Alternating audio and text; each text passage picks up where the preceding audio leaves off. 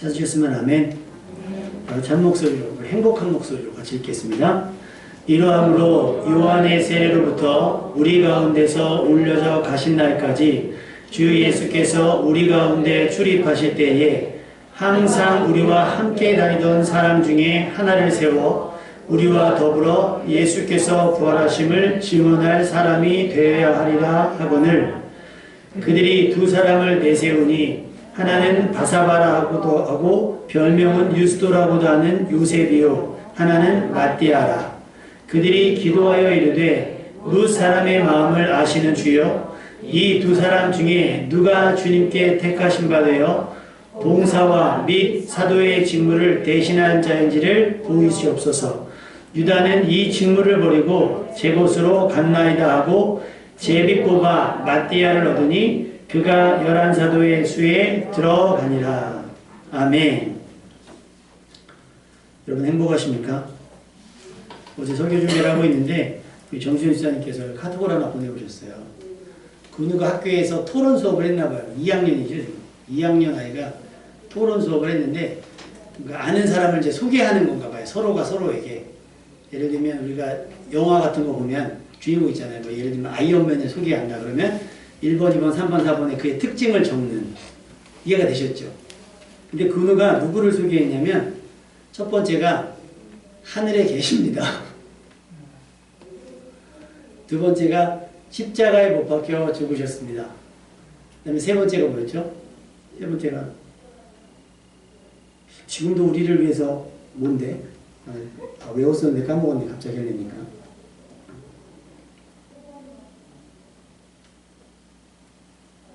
그누가 이게 저기 엄마한테 한 게 아니고 학교에서 활동 시간에 수업 시간에 한 거예요. 나는 누구일까요? 동화, 영화 속 캐릭터 등등을 인물의 성별, 모습, 좋아하는 것, 잘하는 것 등의 특징을 적어주세요. 1번, 여러분 맞춰보세요. 하늘에 계십니다. 2번, 십자가에 못 박혀 돌아가셨고 3번, 우리를 지켜주시고 있습니다. 4번, 하나님. 누구겠어요? 이거를 수업 시간에 친구들한테 퀴즈로 낸 거예요. 이거를 가족들하고 저녁에 설교 준비하다가 집사님이 목사님 힘내시라고 보내드려요. 뭐 가르친 것도 아니고 본인이 생각나는 캐릭터가 예수님밖에 없었던 거죠. 아이들에게 소개시켜주고 싶은. 여러분 이게 행복 아닐까요? 아까 우리 아이 찬양 영상 보시면 요것 말고 또 목소리가 굉장히 좋은 분이 계신데 그분도 아이와 같이 찬양을 부르는데 걔가 자꾸 껴들어가지고 저는 영 그거는 조금 불편하더라고요. 그래서 이걸로 했는데 아름답지 않아요?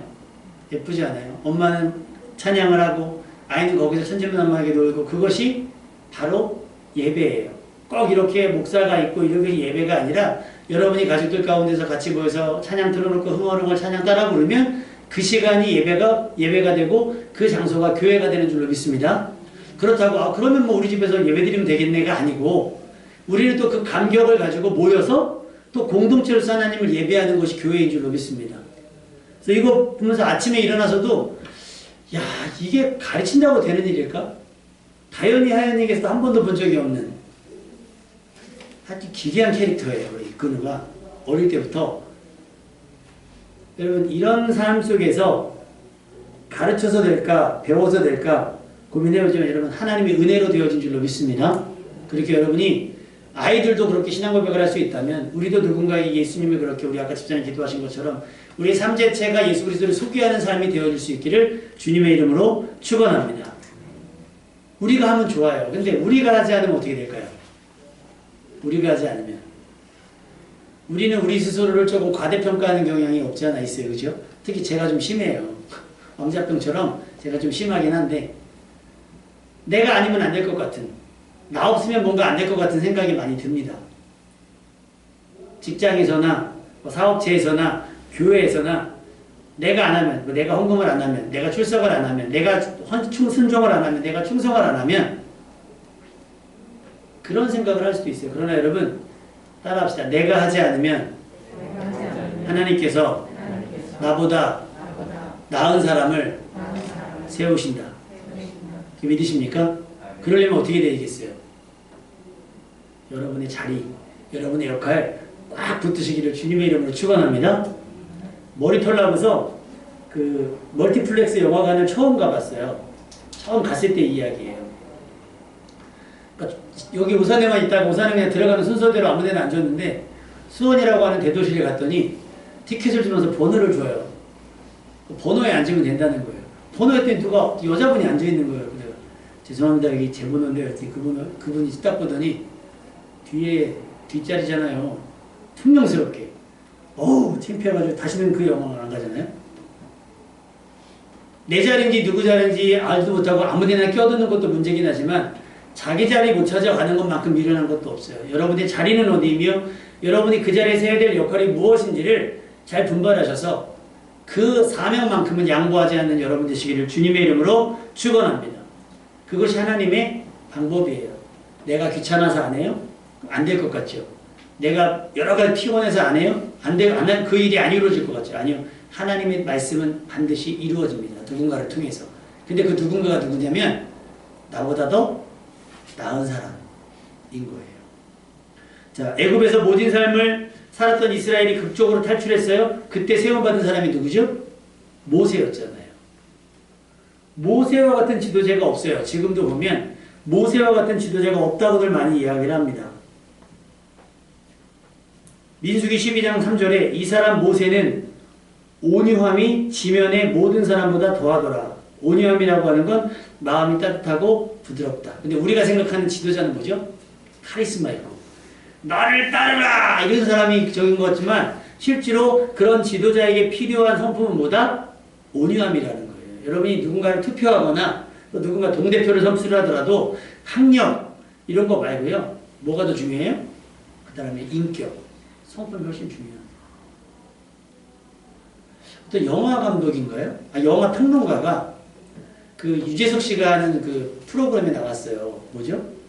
유퀴즈에 나왔는데 평론을 하는 사람이니까 유재석 씨를 평론해 보십시오 그랬더니 너무 많은데 한마디로 한 게 유재석 씨는 말을 참 잘 들어주는 사람이다라는 거예요. 근데 여러분이 알다시피 유재석 씨 굉장히 수다스러운 사람이거든요. 그런데 지내다 보면 사람들의 얘기를 경청해주고 거기에 반응해주는 사람. 그래서 자신보다 그 사람이 더 돋보이게 하는 역할을 한다는 거예요. 그게 온유함입니다, 여러분. 근데 반대로 보면 나만 막 드러나는 사람들 있잖아요. 여러분, 하나님은 누굴 사용하시겠어요? 온유한 사람. 그러니까 강력한 카리스마보다도 여러분은 온유한 사람이 되어서 하나님이 쓰시는 일에 선발될 수 있는 여러분 되시길 주님의 이름으로 축원합니다. 왜 온유한 사람을 쓰셨을까 봤더니 이스라엘 백성들의 기질 때문에 그래요. 애굽 생활도 못 살겠다. 그래서 광야로 데려갔는데 광야도 못 살겠다. 부딪히는 모든 상황을 가지고 불편하게 생각을 하고 불만을 쏟아내며 불평을 하기 시작을 했어요. 누구에게? 하나님과 모세에게. 심지어 모세에게는 아니 저기 매장지가 없어서 우리를 여기 데리고 나왔느냐.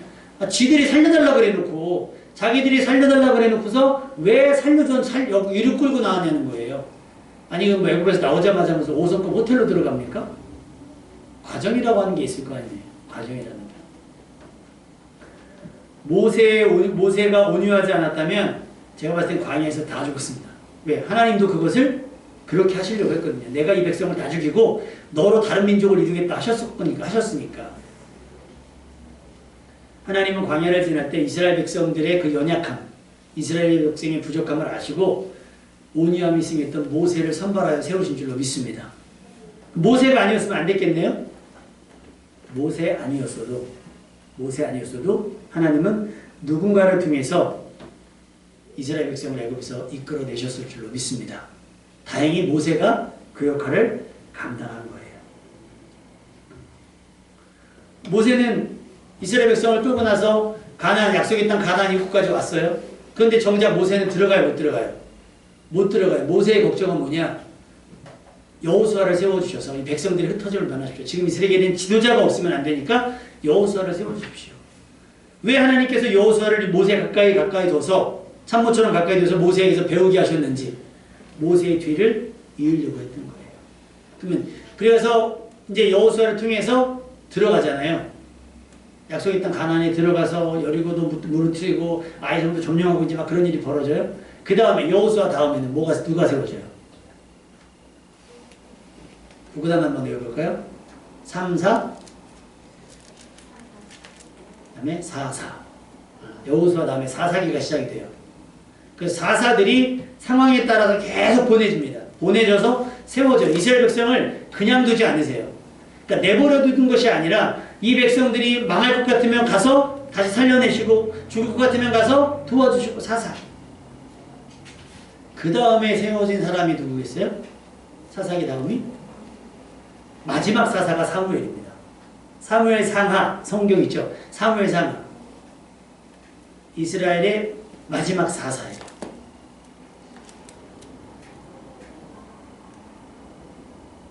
그래서 하나님께서 사무엘을 통해서 계속 여러 가지 일들을 하셨는데 이스라엘 모든 장로가 모여 라마에 있는 사무엘에게 나와봤어요. 사무엘상 8장 4절 5절에 보면 느닷없이 뭐라고 얘기하냐면 사무엘에도 충만한데 사무엘을 이을 후계자를 보니까 아들들이 형편이 없어요. 아들들이 소위 말해 개차가 아닌 거예요. 그러니까 보니까 안 돼. 사무엘 아들로는 우리 백성은 큰일 날 것 같은 거죠. 그러니까 사무엘에게 뭐라고 얘기하냐면 다른 민족처럼 우리에게도 왕이 있어야겠습니다.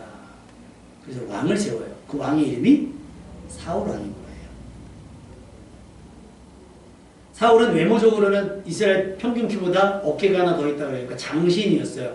제법 덩치가 있었던 것 같고 초반기에는 사울이 왕이 되기로 기름 부음 받고 왕이 되기까지 또 왕이 되어서 잠깐 동안은 꽤 이스라엘을 위한 영웅이 돼요. 근데 이제 뭐가 되냐면 왕의 자리에 앉고 나니까 마음이 변했는지 하나님의 말씀을 듣지 않아요.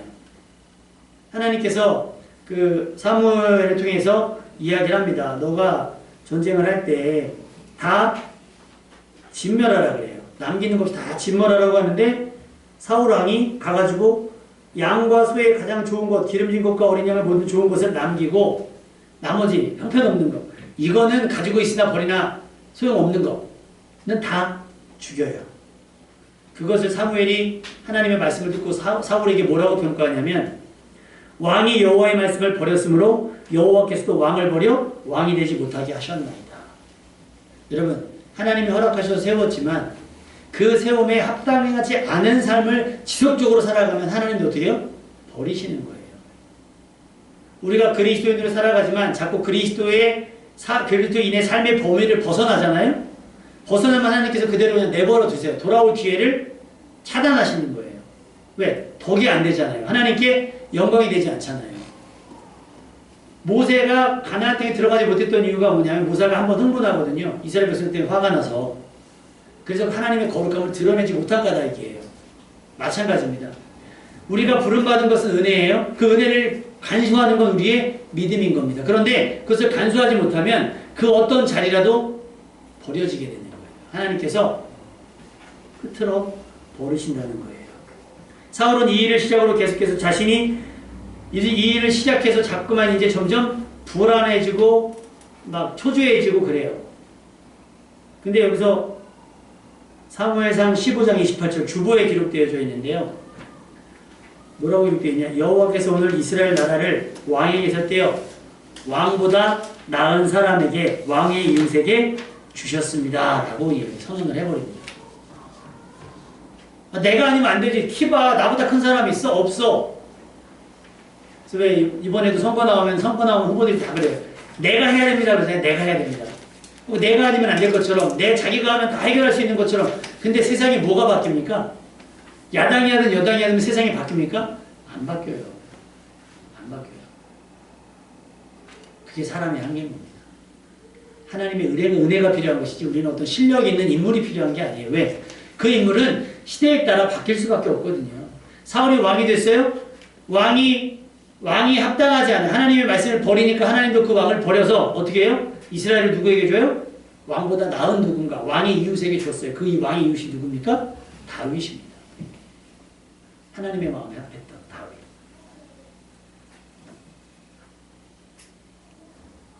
차라리 사울이 왕이 되지 않았더라면 어땠을까? 그런 생각을 해봐요. 사울은 덩치는 컸으나 그가 왕으로 세워질 때 어떤 불량배들이 그걸 평가합니다. 사울 왕을 평가할 때 뭐라고 평가하냐면 사무엘상 10장 27절 어떤 불량배는 이르되 이 사람이 어떻게 우리를 구원하겠느냐? 하고 왕으로 세워지는 자리에서 멸시하고 예물도 바치지 아니하였다. 근데 사울이 아무 말도 하지 않았다는 거예요. 그것을 인정한 것인지 뭔지는 모르겠으나 껄렁껄렁한 불량배들이 자기 왕을 그렇게 평가하는, 왕 될 사람을 그렇게 평가하는데도 한마디 이런 방구하지 않았다는 이야기입니다. 자신에게 주어진 삶의 기회 있잖아요. 여러분에게 맡겨진 어떤 역할들 최선을 다하시기를 주님의 이름으로 축원합니다. 첫 번째는 하나님 보시기에, 두 번째는 나를 돈 주고 쓰는 사람 앞에서, 그 다음에 세 번째는 나의 양심에 맞게 퇴출되지 않도록 여러분이 열심히 하셔야 돼요. 열심히. 안 그러면 버려져요. 교회 사역도 마찬가지인 게 할 수의 일도 있고 못할 수도 있어요. 근데 아니 못할 수도 있지 뭐 하면서 점점 게을러지시면 안 되는 거예요. 할 수 있다면 하려고 하셔야 되고 내가 저 자리를 지켜야겠다라고 조금은 욕심내실 필요도 있다는 거예요. 내가 내려놓으면 누군가가 그것을 대신하면 내 역할이, 내 자리가 없어진다라고 하는 거예요. 오늘 본문이 바로 그 부분을 이야기를 합니다. 예수님이 부활하셨고 많은 사람들에게 보여줬고 40일을 계시다가 승천하셨어요. 그리고 나서 그들에게 성령을 기다리라 말씀하십니다. 그래서 사도행전 1장 8절 오직 성령이 너희에게 임하시면 너희가 권능을 받고 예루살렘과 온 유대와 사마리아 땅끝까지 이르러 내 증인이 되리라고 말씀하시고 너희가 지금 본 대로 내가 다시 올 것이다 라고 승천을 하세요. 하늘로 올라가십니다. 그래서 사람들이 한 곳에 모여서 한 120여 명 정도가 모여서 오직 기도에 힘을 쓰고 있었어요. 그때 베드로가 일어나서 하는 말이 바로 그거예요. 우리들 가운데 유다라고 하는 사람이 있지 않았냐.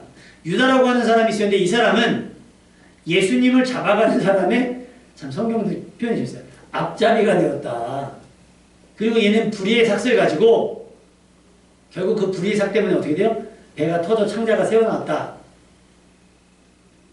12제자 중에 한 사람이었던 이 유다가 그 자리를 지키지 못하고 그 역할을 다하지 못하고 중간에 뭐가 된 거예요? 탈락된 거예요. 뭐 때문에? 불의의 삭 때문에. 불의의 삭. 욕심 때문이었는지 자존심 때문이었는지 어떤 감정에 대한 기복 때문이었는지 아니면 유혹 때문이었는지 어쨌든 이유 없이 그 자리에서 탈락이 된 거예요. 그러니 그 공석이 된 그 자리를 누군가로 채워야 되지 않겠는가? 라고 베드로가 모인 사람들에게 권고를 하고 있는 겁니다. 사실 유다의 일은 예수님께서도 알고 계셨고 예수님이 대놓고 말씀하시기도 하셨어요. 그러면 깨어있었다고 한다면 뭐라고 했어요? 깨어있었다고 한다면 정신을 차렸어야 되죠. 베드로도 마찬가지일 겁니다. 근데 유다는 접니까? 그랬더니 맞다 너다까지 하셨어요. 우리가 고난주간에 묵상하신 거 보면 주여 내니까 너다라고 했어요. 근데 너다라고 했으면 자기네 삶에 그런 일이 있을까봐 두려워하고 조심해야 되고 해야 되잖아요.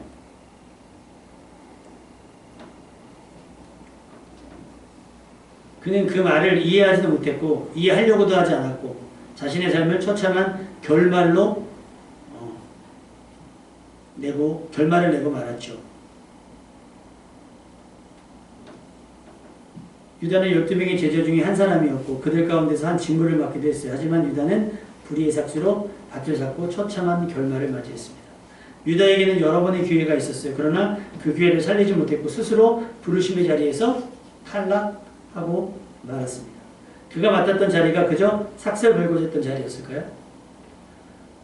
여러분 봄 되면 나오는 노래 있죠. 그대여 그대여 그거 누가 불렀죠? 버스커가 불렀잖아요. 근데 버스커라고 하는 팀이 철저하게 무명팀이었어요. 근데 무슨 모 방송에서 그 밴드 그걸 했었어요. 오디션 프로를 했었어요. 근데 이 버스커가 나왔는데 탈락했어요. 중간에 탈락했는데 한 팀이 올라갔는데 그 팀이 중간에 뭔 일인지 숙소를 떠난 거예요. 이 사람들이 그 규칙을 지키지 않아서 탈락을 했잖아요. 그래서 대신 들어온 게 버스커예요. 대신 들어간 게. 그래서 그 원래 버스커를 이기고 올라간 팀은 지금도 무슨 팀인지 기억하는 사람이 별로 없어요. 근데 우리가 지금 버스커는 기억하죠. 벚꽃 엔딩만 들어도 뭐 봄마다 벌써 그게 몇 년 전인지 모르겠으나 아주 통장에 돈이 나 좀만 줬으면 좋겠는데 그냥. 그 계기가 뭐였어요? 그거예요. 오디션 프로그램. 그리고 이번에 뭐 싱 어게인인가 그런 또 프로그램 해가지고 가수들을 이렇게 왔는데 유명한 목사님 한 분 계세요. 이재철 목사님이라고. 그 목사님 아들이 이번에 1등을 했어요. 약간 4차원적인 그 친구. 근데 그 중에 2등 하신 분 있죠. 머리 긴 분. 그분도 중간에 탈락했거든요. 근데 김종진이라고 하는 분이 그 슈퍼찬스가 그거 썼죠. 아, 저분은 살려야 될 것 같다 그래서 그 사람들 평가하는 심사위원이 임의로 그 사람을 살릴 수 있는 그 패스를 딱 써요. 살렸는데 그분이 2등인가 3등인가 했잖아요. 기회가 있어요. 여러분들 삶 가운데도 무조건 떨어졌다고 절망이 아니라 회생할 기회가 있었을 거예요. 아니면 그 상황을 수습할 기회가 있을 것인데 우리는 그것을 염두에 두지 않고 떨어지면 떨어진 대로 그냥 기분대로 가는 거예요. 다 떨어뜨린 사람을 원망하고 막 그런 식으로. 여러분 상황을 바로잡고 할 수 있는 대로 그 자리를 지키려고 하고 그 역할을 맡으려고 하는 열정이 여러분에게 필요한 줄로 믿습니다. 그의 자리는 돈을 주고 산 자리도 아니고 자기 힘으로 얻거나 뺀 것도 아니고 오직 하나님의 은혜로 예수님께서 불러주셔서 함께 하게 된 자리잖아요. 아까 말씀드렸지만 그 싱어게인에서 나왔던 머리긴 아저씨, 락하는 아저씨 누가 은인이겠어요. 사실 탈락했는데 슈퍼찬스로 자기 살려준 그 심사위원이 자기들에게는 은인 같을 거 아닙니까? 그때 끝났으면 그냥 또 무명으로 끝나는 건데 지금은 계속 방송에 나오면서 자신을 노출할 수 있는 기회가 되는 거잖아요.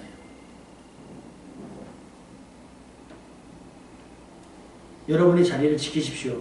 다만 사울처럼 미련하고 어리석게 지키려 들지 말고 내 역할을 다할 때까지 묵묵히 하나님의 말씀을 붙들려고 하셔야 돼요.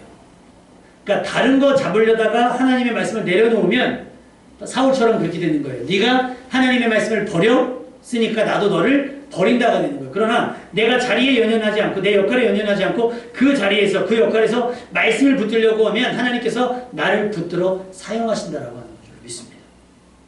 아까 우리 그 찬양 묵상 중에서 여러분 가사 중에 혹시 뭐 마음에 확 들어오는 가사 있습니까? 저는 끝에서 두 번째 줄 가사가 이 찬양을 들으면서 한동안 성도의 노래 듣다가 다시 이제 이걸로 돌아왔거든요. 아우 감성이 아주 그냥 원래 여러분 댄스곡으로 가야 되는데 롤린으로 가야 되는데 롤린은 너무 들어가지고 여기 보면 행복이라고 하는 걸 정의하면서 이분이 이 곡을 쓰신 분이 뭐라고 했냐면 이것이 행복이라고 세상은 알 수 없는 하나님의 선물 이것이 행복이라고 하나님의 자녀로 살아가는 것. 아, 요 가사를 들을 때마다 마음이 울컥울컥해요. 우리에게 행복은 뭐냐? 아, 이 가사 중에 눈물 날이 없으면 좋은데 눈물 날이 많아요. 근데 뭐 할 수 있는 거? 기도할 수 있는 거. 그래, 그럼 내가 기도의 자리를 지켜야겠구나. 기도할 게 없다고요? 공부 못하는 애들이 꼭 공부할 거 없다 그러잖아요. 공부 잘하는 애들은 계속 공부해요.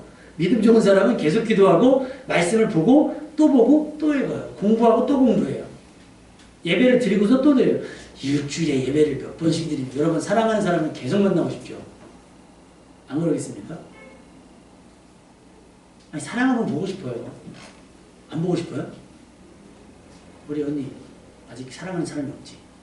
안 생긴 것 같아요? 생길 거야. 왜 그래?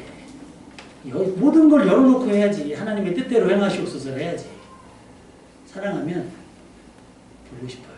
그러니까 우린 또 예배를 드리고 또 그래놓고 오후에도 또 예배를 드리는 거고 또 수요일날도 모이는 것이고 또 심지어 새벽에도 모일 때도 있고 그렇게 하는 거예요. 왜? 눈물 날 일 많거든요.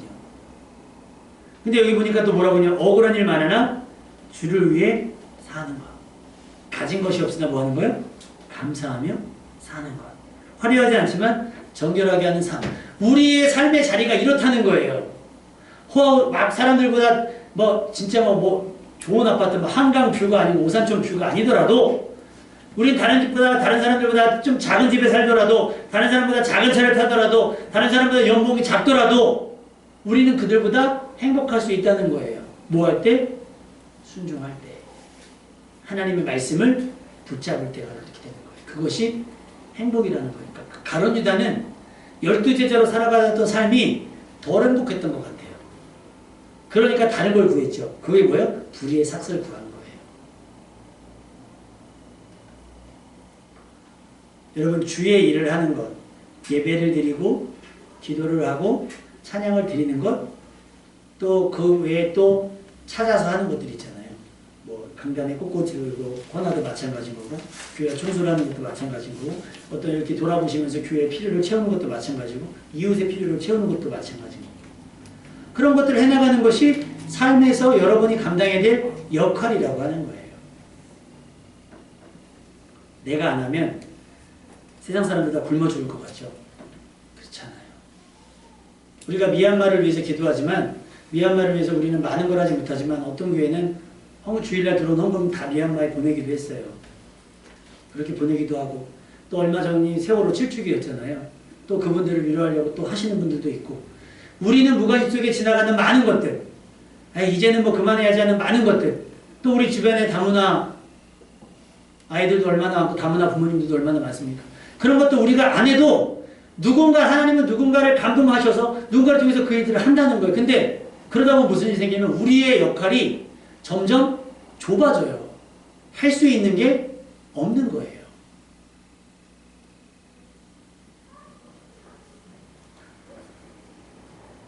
유다의 자리가 공석이 되었으니 이제는 그의 자리를 채워서 유다는 직무를 버리고 제 곳으로 갔으니 그를 대신할 자를 세워달라고 베드로가 얘기합니다. 기도하면서. 그래서 조건을 내걸어요. 첫 번째가 뭐냐면 우리 22절 말씀 한번 읽어볼까요? 22절 시작. 자, 누가 세워지는가? 내가 아니면 누가 세워지는가? 항상 우리와 함께 다니던 누군가. 그러니까 유다가 자리를 잃었죠. 그럼 유다가 모르는 사람이겠어요? 유다가 아는 사람이 세워지는 거예요. 자, 사울이 떨어졌잖아요. 누가 세워졌어요? 왕보다 나은 왕이 누구에게? 이웃에게. 근데 다윗이랑 사울이랑 모르잖아요. 왜냐하면 다윗이 사울 옆에서 수금을 치던 아이거든요. 그런 거예요, 여러분. 아싸리 모르는 사람이면 괜찮은데 내가 아는 사람한테 한다는 거예요. 항상 우리와 함께 다니는 사람인데 항상 우리와 함께 다니는 그 우리가 뭐냐면 세례 요한이 등장해서 세례를 베풀부터 예수님께서 부활을 승천하실 때까지 12제자 외에 몰려다니던 그룹들이 있었던 거예요. 그 그룹들 중에서 한 사람을 세우자는 거예요. 그러니까 여러분 그룹을 잘 결성하셔야 돼요. 누구와 몰려다니는지를 잘 결성을 해보셔야 돼요. 오토바이 타고 다니는 사람들한테 같이 오토바이 타고 다니면 폭주족이 되는 거고요. 그러니까 회식을 저는 뭐 가실 수 있으면 가시라고 말씀을 드리는데 요즘 상황에서는 안 가시는 게 좋죠. 왜냐면 뭐 5인 그것도 있지만 망가지잖아요. 여러분이 지킬 수 있으시면 뭐 가도 상관이 없다라고 저는 생각하는 사람 중에 하나지만 여러분이 지키실 수 있으시겠습니까? 그냥 그렇게 되는 거예요. 오늘도 이렇게 차량 운행하려고 이렇게 집에서 나오는데 어떤 아저씨가 저쪽에 담배를 피다가 꼭 꽁초를 버리고 입에 연기를 물고 다니나 봐요. 차문을 열어놨는데 훅 뿜어가지고 담배 냄새가 담배 피는 사람이랑 옆에 있으면 담배 냄새가 배는 것처럼 예수 믿지 않는 사람들의 삶과 주로 어울리다 보면 그들의 삶에 물들게 되고 그리스도인의 삶이 어색해지고 불편할 수밖에 없는 거예요. 그래서 누가 세워지는가? 항상 우리와 함께 다녔던 사람 중에 이런 패턴에 익숙한 예배에 익숙하고 기도에 익숙하고 말씀에 익숙하고 찬양과 헌신과 순종과 충성에 익숙한 사람 중에 한 사람이 세워지는 것이지 뜬금없이 여러분 낙하산은 없어요. 다 준비되어지는 것이고 성장하는 겁니다. 그럼 왜 굳이 유다의 자리를 채워야 할까? 22절 한번 다시 읽어볼까요? 우리와 더불어 시작.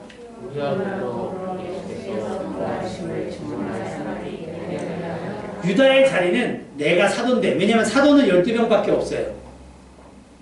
사도는 딱 12명이에요. 그러니까 바울까지 그냥 포함을 시켜서 이야기를 하는데 바울까지만 사도라고 하고 그 다음엔 속사도. 그러니까 사도라는 호칭을 아무에게나 붙여주는 거 아니에요. 뭐 저한테도 못하고 뭐 교황도 그렇게 못 붙여요. 사도라고 하는지. 근데 이 사도가 되는 일이기 때문에 그러면 이 사도가 왜 되어야 하는가? 왜 그 자리를 채워야 되는가? 예수께서 부활하심을 뭐 할 사람? 증언할 사람인 거예요. 그러니까 명예의 자리니까. 그래서 저는 나중에 우리 교회가 뭐 크게 건축을 해도 될 수 있는 강단의 의자를 안 놨으면 좋겠어요. 제가 이렇게 앉아있잖아요. 여기서 예배 시간에 찬양하잖아요. 그 마치 내가 찬양을 받는 사람 같이 보이잖아요. 이렇게 돌아보면 누가 찬양 부르나 안 부르나 이렇게 쳐다보고 누가 좋으나 안 좋으나 이렇게 쳐다보는 것 같고 그거를 전에 있던 교회 목사님이 캐나다에다 목사하고 오셨는데 원로 목사님은 꼭 올라가 계시거든요. 담임 목사님은 꼭 밑에 계시더라고요. 그래서 그분의 철칙 나는 목자가 아니야. 시편 23편 여호와가 나의 목자지 나는 양이야 양. 반장양. 양으로 따지면 반장양. 모범을 보이는 반장양이지 나는 여러분들이 이끄는 목자가 아닙니다 라고 얘기를 하셨군요.